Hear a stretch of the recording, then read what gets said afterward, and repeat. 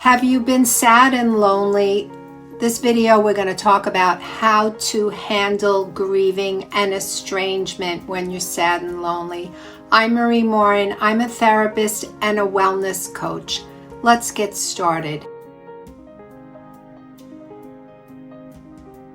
We're into some deep waters again about estrangement and what happens, how we're feeling, what's going on. So let's face it, the truth of it is that if you've been estranged or if you've needed to estrange, you are experiencing some heavy duty feelings, and it could be a variety of them.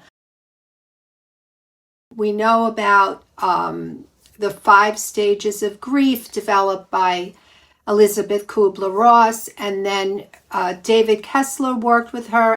So unresolved conflicts, differing lifestyle choices, abuse, betrayal, all sorts of things. I have lots of video about contributors.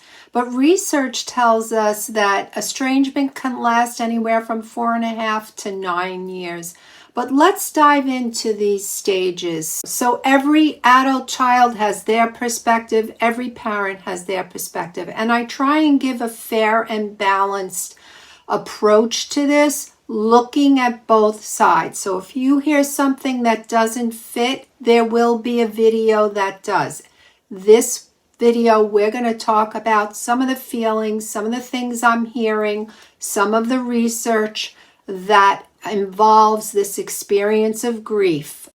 In the first stage of denial, sometimes what happens is parents refuse to believe that their adult child has cut off, and they are completely up in arms. And of course, this is understandable, depending on what was going on. So if there were signs that were happening and maybe the parent wasn't paying attention for whatever reason, they were trusting the bonds of the relationship where it could never be broken, they could be in a state of denial once this estrangement does happen. In addition, in terms of denial, we know that these stages, they're called stages, but it's not like you do one after another. But we know that these descriptive emotions regarding the feelings of loss, and you do have loss in estrangement. It's called ambiguous loss. The denial piece, sometimes we can go in and out of a stage. So you can feel anger one moment, denial another, all right? As I said, sometimes they can't believe it happened or that the separation will last. And sometimes what's happened is they ignored signs of the deterioration of the relationship. Another thing that we know through research and what adult children are saying, which is extremely important, we want to know what our kids are thinking. We want to know how other people are feeling so we too can empathize with them. This is how we're going to get through this. Another descriptive emotion is anger. Reality can set in, and parents can start to feel, or adult kids for that matter, they could be angry at themselves or their significant person that they're wanting to cut off from. And that anger can feel very, very uncomfortable. It can be unfamiliar. It can be painful. And the third descriptive emotion in grief is bargaining. So sometimes parents attempt to negotiate internally or with their child. I'll do this, or if you only do this, God, then I promise. If you just get my kid back, I promise I'll do that. They're all different ways of bargaining, but in essence, it's kind of a desperate attempt to get back some kind of resemblance of what you had. The fourth emotion is depression. You can have deep sadness due to the long-term nature of estrangement or the worry of what it's going to be. It makes it hard to see the possibility for healing. One of the things I tell parents is to be careful who and what you're spending your time with or on. For example, if you're around a lot of people that are stirring up a lot of negative feelings and you're just feeling awful all the time because If you're talking about it and all it is a round and round of how horrible your experience is, it's going to be really difficult for you to move forward. If you're on these groups a lot, maybe you're reading things or content that is all about how upset you are, it's going to be hard for you to move forward. So there needs to be a balance. It's important if you are in a state, we call it complicated grief. If you are in a state that you've been grieving, it's extreme sadness, please get help. You don't want to be in this state for too long. You want someone to help guide you, to help you come through the emotional state so that it's not impacting your functioning.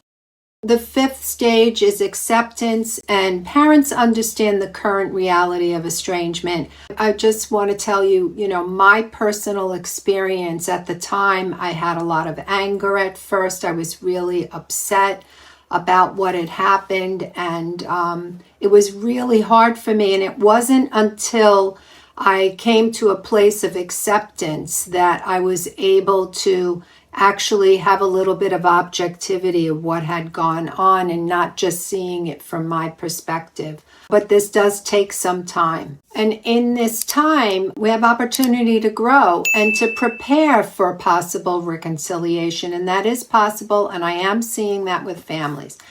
And the sixth stage is finding meaning. The experience of estrangement can be traumatic, but it's an interesting thing when things are really tough. We can't help but grow in order to grow through it. One of the things they found in studying people who have gone through tragedies is that in time they found their relationships grow stronger. They discovered new purposes in their lives. The trauma of what had happened to them allowed them to find an inner strength.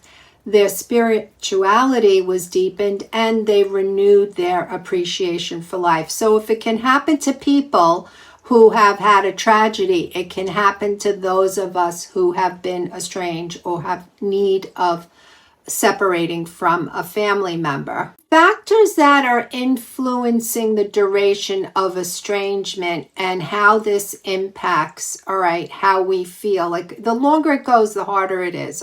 If we, as I said, if we lean into individual growth, what are we doing? What might have been the kernel of truth, okay? If we come out from under the stigma and say, I'm going to get help even though there's all this stigma around it, or I am going to have conversations, I'm going to get myself through. Getting yourself through can start off with a simple getting help, talking to someone who can professionally guide you through this period of having these feelings. Professional support is crucial so that you can learn how to better communicate and be ready for reconciliation. And there's also taking care of yourself during this time of grief. So as I said, talk to someone who can help you manage your emotions. If you're finding yourself crying too much or being very, very angry, it's going to be hard to get through a day. The second thing you want to do is be kind to yourself. Remember, treat yourself with a lot of compassion. Treat yourself like you would a good friend, and give yourself time to grieve. It's a gradual process. There's no jump to it, and let yourself feel. Allow yourself to express emotions and then find activities that help you feel better. And a lot of us find help and support in our faith community and our spiritual beliefs, and having these supportive friends during tough times. And you also want to do your best to find something to be grateful for. I have a whole series on videos, a teaching on gratitude, and gratitude is an absolutely incredible way to help yourself get out of the intensity of the grief. So if you find yourself in need of some support, some self-care and processing, I have a new program. It's called Embracing Renewal After Estrangement, and it's for anyone who's dealing with this emotional aftermath after estrangement, whether you're feeling abandoned, betrayed, rejected, or overwhelmed by sadness and anxiety. It will help you to understand process your emotions and cope with those feelings and find a path forward. Don't forget to subscribe.